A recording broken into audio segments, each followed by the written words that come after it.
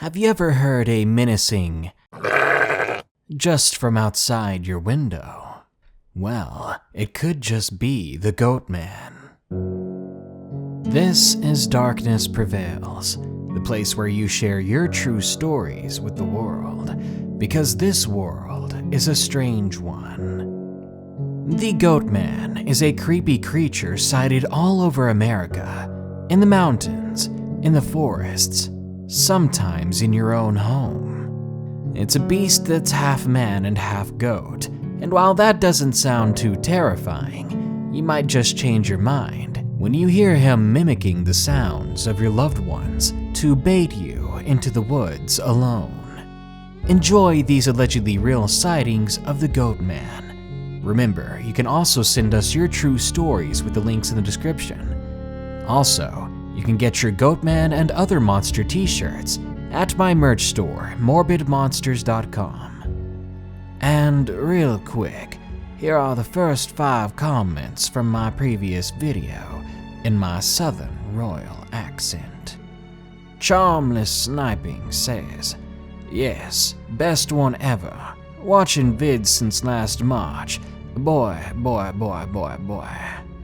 I'll have you know, Charmless, I am a man." Oliver Cram says, "Loves these vids. Gonna tell my friends to watch and subscribe. I think we should all strive to be a little Oliver sometimes." The Magical Unicorn herself says, "Your videos are always a treat. If only it was Halloween once more." Mitchell Best Jr. is here with, "I don't get scared, but I like your stories." I'm about right there with you, Mitchell. After so many stories, you just don't get scared anymore. And TKDJ Dawn says, "It's a piece of corn stuck in my teeth if I had a nickel." Alright, enough of that. Let's get into these stories. Number 1. It Just Got Real. Submitted by Mike Zombie 777.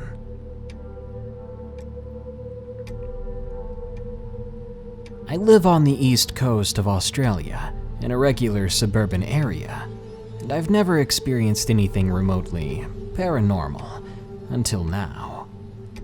I want to note that this incident has terrified me so badly that I've come to absolutely dread nighttime. Even as a married 27-year-old man, this has become something I'm trying to deal with, because I'm a grown man, scared of the dark that bad. Well, a few weeks ago, I went outside for a cigarette just before bed, as I normally do. Now, despite living in a heavily populated area, as I was puffing away, I began to notice the weird, deafening silence around me. No geckos or birds, no bats. Bizarre enough, I thought, but I kept puffing away. I should have known better, that this may have been a sign of something very wrong. Now this is where things began happening.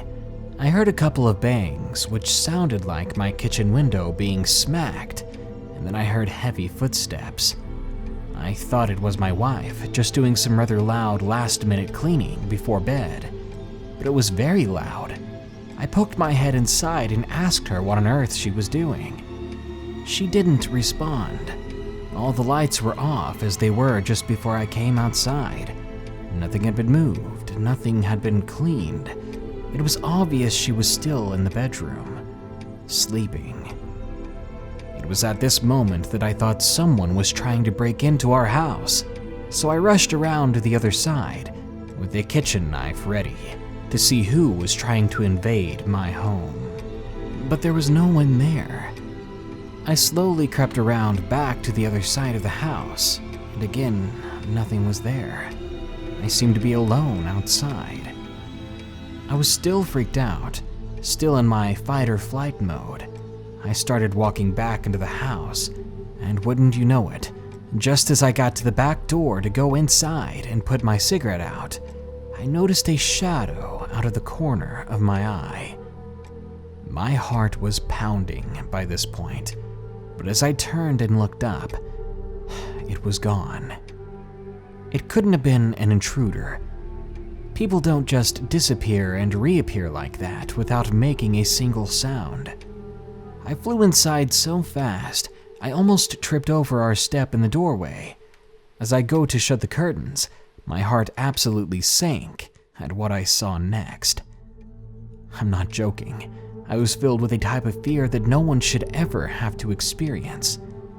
Right there, pressed up against my back door window, was the ugliest, most disgusting and terrifying thing I have ever seen. It looked like a goat's head, but all wrong. It was very tall and lanky, almost like a person, but with fur and standing upright. It had those weird eyes that goats have, and its jaw skin was missing. But it had teeth. Teeth unlike a person's or a goat's at all. Teeth like a crocodile or alligator, and it was snarling. I could see its breath against the window, leaving a layer of fading mist. Just writing this is bringing all those emotions back, giving me chills. When I saw that, I was frozen in place and I couldn't move, and I was absolutely, thoroughly terrified. I felt sick to my stomach, and dread was filling my body. I stood there looking it right in the eyes for what felt like hours. It was just standing there, face still pressed up on the glass. It eventually moved backwards a little, and that's when I was able to move again. I ever so slowly backed up as well, and hid behind the wall to the right of the back door, occasionally peeking out to see if the thing was still there. And yep, it was each and every time, just staring at me, as if peering into my soul. Desperate for what to do, I began to recite the Lord's Prayer over and over. As I got to the last verse, it let out a screech so terrifying, it was burned into my mind. It sounded like what I think a person would sound like if they were being chased by someone with an axe. After that, I looked back at the door again, and the creature was gone. Or so it appeared. By then, I was shaking and blubbering like a child, asking God to save me. I fumbled with my own body to get back in the bedroom. I laid down next to my sleeping wife, and I sobbed silently until finally falling asleep. My wife had apparently not heard what was going on, but during the entire night, I heard taps at the window, and I heard this odd noise, but I was not, under any circumstances, going to go out there for another look. I haven't told anyone this story, including my wife. Living out here, I don't want to scare her, and I don't want to look stupid in front of other people.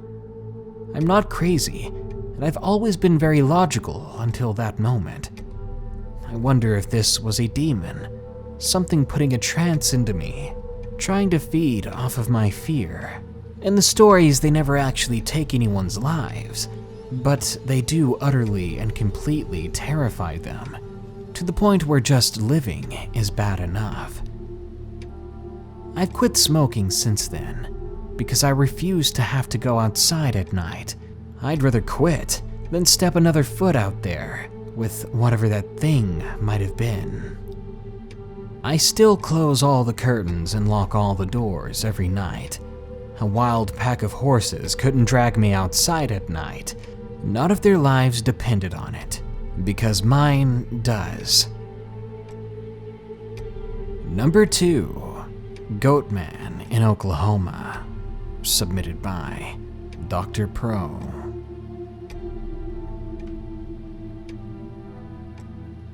This is not my story, but the story of a buddy of mine I used to work with. So shout out to you, Jesse, if you hear this. I'm 20 years old. I live in the lower half of Oklahoma, about an hour away from OKC. I work at a fast food restaurant with a very high turnover rate, so needless to say, I've met and talked to several interesting and odd people we've hired. However, I've always been very personable and love getting to know people by asking them questions they may not normally be asked. One day, Jesse and I were both off and began talking about the supernatural and how, even though I'm skeptic, I still love people's stories. When, out of nowhere, he gets really serious. His face goes slightly pale, and he says to me, I have a story. By this sudden change in mood, I could tell he was serious. He was usually a very bubbly guy, but this was completely different from him. So all I could do was listen. One day, Jesse and his friend Phil were skipping school as rambunctious kids often do, in the same area we now work in. Phil's father owned several properties, but one in particular that never really got used much. It was a plot of land with maybe 30 acres of land on it, sparse of trees and grass. But the thing about this property was that it had a house on it, one of those old 50s or 60s style houses that looked like the residents just suddenly up and left one day with no reason and without their belongings. Being bored and out of anything else to do in rural Oklahoma, they thought it would be a good idea to go and explore. By then it was about 3 in the afternoon, and it was a bright and sunny day as they traveled together down the dirt road to the house.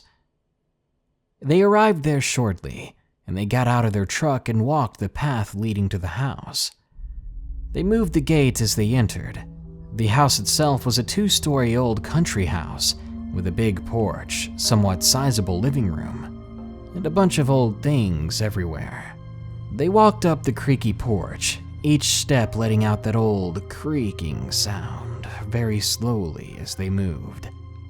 Phil decided to explore the inside, while Jesse elected to explore the outside and porch. Phil went in, leaving the barely hinged door wide open, while Jesse looked around. He found nothing of interest, so he hopped off the porch and began walking around the other side of the place. As he did, he said he began to hear some sort of heavy breathing and heavy footsteps. Thinking it was only Phil trying to scare him, he continued around the house. Now, halfway around the place, he suddenly heard the loudest scream he'd ever heard. He froze in his tracks. Phil's father never used this land, didn't even own livestock, and whatever that was sounded like an injured goat, so there was no reason a goat should be out there. Before Jesse could move, a figure slowly began walking around the other corner. It was tall, 6.5 feet tall, in fact, and very lean. He nervously looked up at its head, only to find a more off-putting sight. A goat's head on top of a muscular torso, looming down on him and very obviously looking right at him. Jesse snapped out of it and bolted back towards the house they came from, screaming the whole way. Phil, hearing this scream, ran out of the house yelling, "What? What's wrong?" But he must have noticed the figure as well, now closer to the porch, just staring at him. Phil then took off, catching up to and passing Jesse, who then tripped. Jesse, shaken but not hurt, got up to continue running, but not before one last look at the house. All he saw was that Goatman, now standing in front of the place, and just watching them leave, standing motionless. They both got back to the truck fine, Jesse rightly ticked off about being passed up by his so-called friend, and they hightailed it out of there. Moral of the story: don't trespass on Goatman's property, and if you do, make sure you move faster than your so-called friends. Number 3. The Goat Demon. Submitted by Dark Hay. This all started on December of 2013. We were having a Christmas party at my place. I invited over 3 friends who were always there for me. Alan, Bruce, and Edgar were their names. We're all from Costa Rica, a place full of wonders and mysteries alike. It was December 24th specifically. My family was eagerly fixing up the place and cleaning up, since the party was coming pretty fast. I always thought that cleaning up so much was a bit exaggerated, but they liked doing it, so I never really commented about it. Plus, it was just nice to see the place cleaned up. By 8 p.m., all of the guests had arrived, including my friends. The party was held at a small party ranch located near our house. I took my friends to the house, however, because we wanted to play some Injustice. 30 minutes into the game, we began to hear branches breaking around the house. We really didn't pay much mind to it, because the trees grow very closely around the house, and every so often a branch will break off here and there. Otherwise, it was probably a guest outside, stepping on one of the twigs underneath the trees. Another hour had passed, and we heard the branches breaking once again. This time it was a little more startling, since the sound was coming right out of my bedroom's window, which was located opposite the side the party was at. The weird thing was that the sound completely stopped right out of my window, which pretty much meant that whatever was out there breaking stuff was now right by my window. We had the blinds down, so nothing could be seen in or out. I looked at my friends while putting down my PS4 controller, and I asked them, "Did you guys just hear that?" I was a little confused and worried, because whatever was outside had just stopped moving. "Oh, what are you going on about?" said Alan, as he grabbed the controller from the ground and began playing. I was genuinely scared at this point. I didn't dare to open the blinds, so I just watched them play as my mind kept rushing, imagining what could possibly be just outside my window. After a few minutes more, the branches began breaking again, and you could hear footsteps just outside, and they were very heavy steps, and there was a really bad odor filling my room. It was like rotten eggs, and at this point, my friends heard and smelled the same things I had been experiencing. I looked at them. They all had their gross expressions on their faces, and I said, "I told you I had heard something." I began to step closer to the window. As I reached to open the blind, I heard whatever was out there begin to run in the opposite direction. But I opened it just fast enough to catch a brief glimpse of whatever it was. All I really saw was a shadow, but I could make out its figure. It was humanoid in shape and about 1.5 feet taller than me. I stared in shock, and I was starting to turn pale as my friends were as well. I simply said to them, "What the heck was that?" They simply looked back at me and shook their heads. Bruce said, "Whatever it was, it's still out there." I nodded and agreed. Either courageous or stupid, we grabbed some flashlights from the house and we headed out, all of us with the idea of going out seeing what that thing was.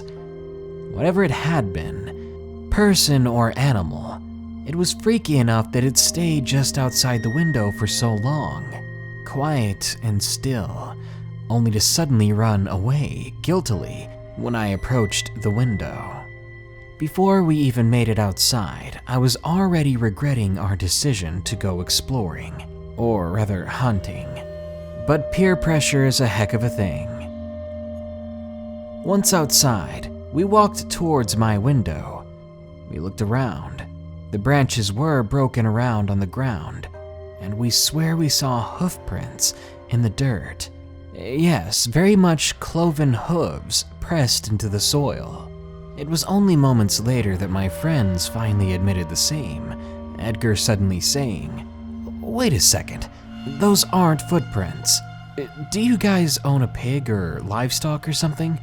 When he turned and asked me that, his face seemed to turn more pale by the second, especially when I answered him. No, we don't. We all turned at the same time towards where the thing had run off to, and as if in silent agreement, we all swallowed hard and began to approach it. And as we made our way to where we saw the thing disappear, we began to hear the sound of chains being dragged down the street. In front of my home, there's a small street with pretty much no streetlights, as we lived in a very rural part of the city. We heard this dragging of chains inching closer to us. Alan stumbled backwards, saying, "We should just go to the party, guys. That's where everyone else is at."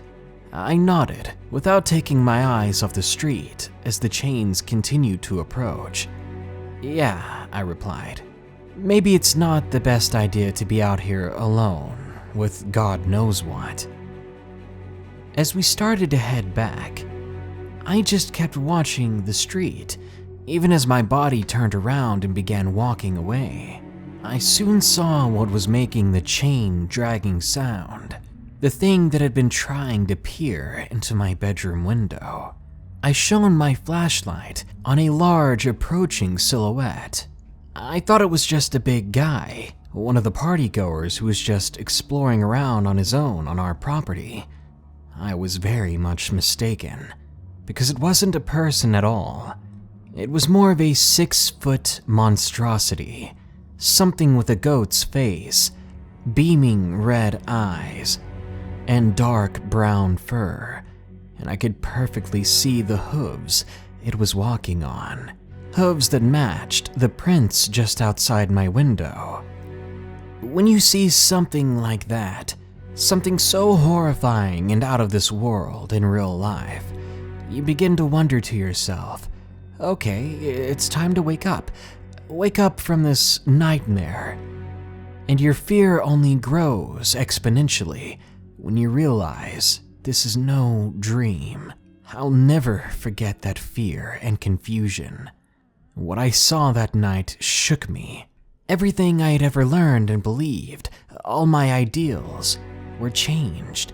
It's what happens when you see something that's not supposed to exist. What happens when you discover the boogeyman is real. In my dumbfounded state, I could barely even notice the chain wrapped around his right leg being dragged behind him, as if the thing had been chained up until tonight and had stumbled upon my home. I didn't want to see anymore. I didn't want to be facing this thing alone, or at all, so I ran as fast as I could, catching up to my friends who were wiser than me on that occasion, and we all together ran back to the party, to the ranch, where there were enough people that we could try to not be afraid. When we arrived in the middle of the crowd, we were so pale and panting. The guests at the party looked at us a little weirded out, seeing the four of us in such a state. But we were kids, so they shrugged it off, not asking us anything. They continued to party, talking and laughing and eating our food. My friends and I sat down at a table and explained to them what we saw while trying to catch our breaths. They didn't believe us, of course. Who would? I hardly believed myself, and in that moment, I let them convince me that they were right, that what I saw really wasn't real, maybe a hallucination from staring at video games too long and then suddenly being scared in the middle of the dark. I know that's not right.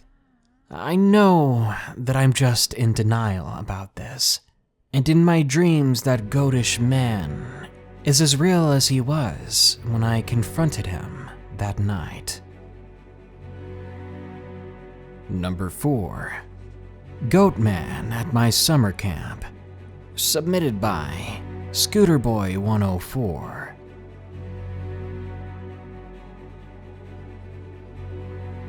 I'm 16 years old, love the occasional scary movie and getting creeped out with friends, but have never put any thought really into the paranormal or monsters at all.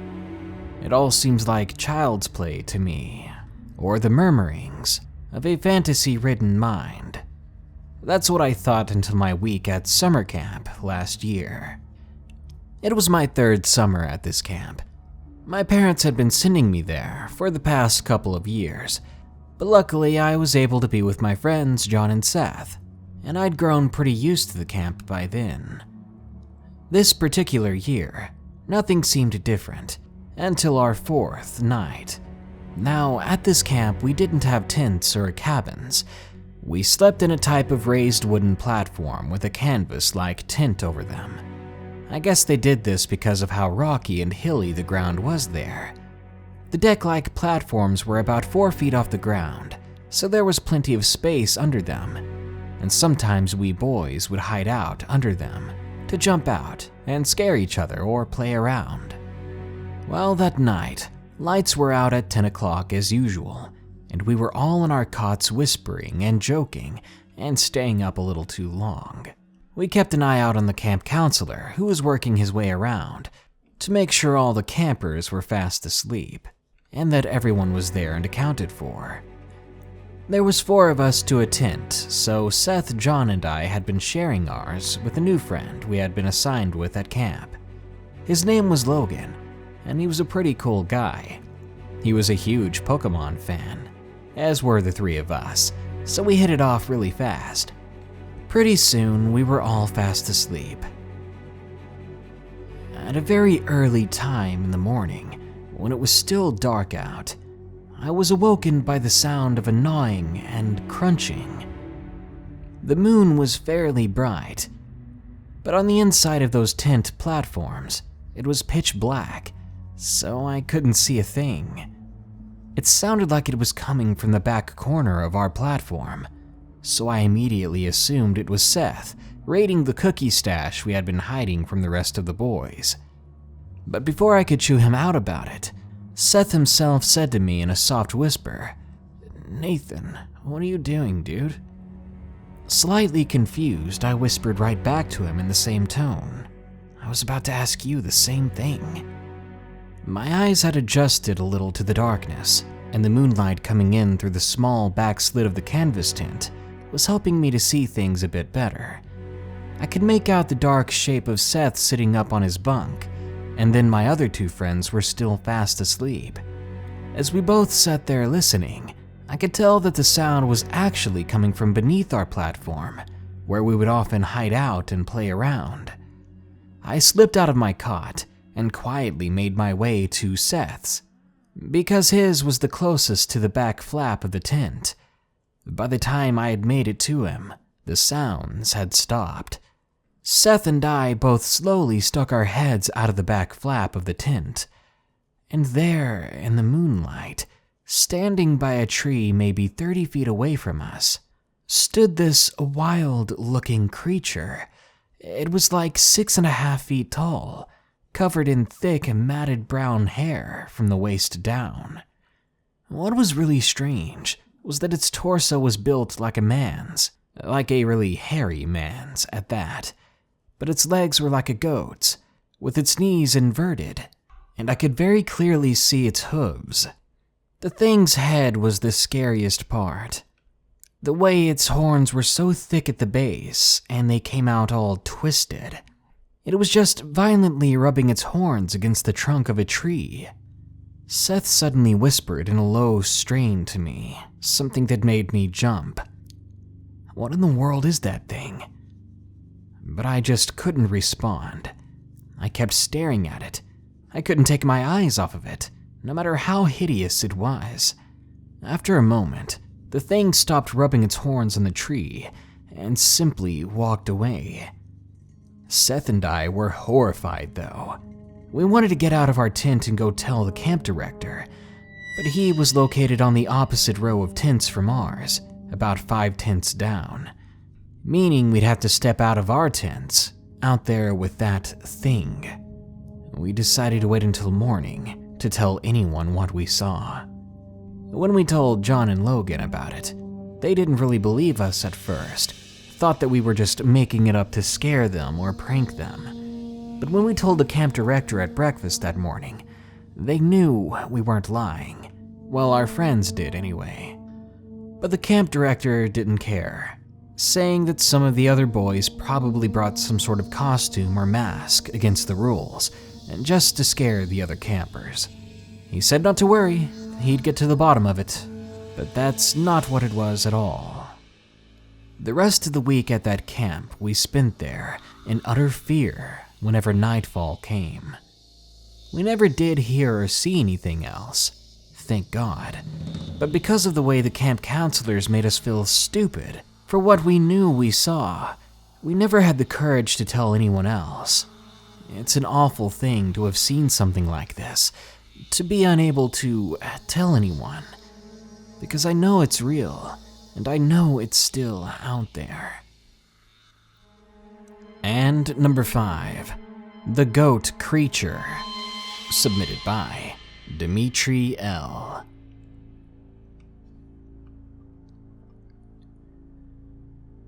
I've had several quick experiences with creepy and scary things, but this one has really made me wonder. It was a couple of years ago when I visited England with my family. We were going to visit an old mill, said to contain one of the oldest witch-related carvings. When we made it to the cliffside, we began walking down towards the mill, on a barely there trail. We suddenly saw this old man walking up to us, and my dad asked if we were headed the right way towards the mill. The old man was polite, and it was just a bit farther to the left apparently. When we looked in that direction though, we didn't see much, but when I turned to look towards the man to ask if he was sure, he was gone. Dad said he had walked off, but no one remembered seeing him do so. Anyway, we walked towards the mill, where the man had said it would be. And it definitely wasn't as close as he said it was, but it was in that direction. When we got there, something definitely felt weird or off. Dark is how I would describe it. It was like we were being watched by something, or we were unwelcome. We left after taking a few photos, which was way earlier than we planned on leaving. I think all of us were feeling the same thing, the same dread. As we walked back up the cliff, I didn't notice that my family was walking faster than me, and before I knew it, I was much further behind them. But I wasn't alone, apparently. I began to have a panic attack. I suddenly found myself looking in every direction, trying to find the source of my fear, and that's when I saw it, 10 feet away from me. It had a goat's head, pure brown fur, but the body of a man. I froze for a moment, and it stared back at me. But when it huffed a great burst of air out of its nostrils, it scared me so bad that I turned and ran back up the cliff to my family, almost falling right off the edge. When I made it back to them, I immediately turned to see if that thing was following me, but it was gone as well. I haven't seen anything like it since then, but I never want to go back to that witch's mill. And I didn't bring it up to my family either. They didn't see it, and it's something that's hard to convince someone else is real if they didn't experience it firsthand. I know it has something to do with that place. I know those grounds must be haunted by something.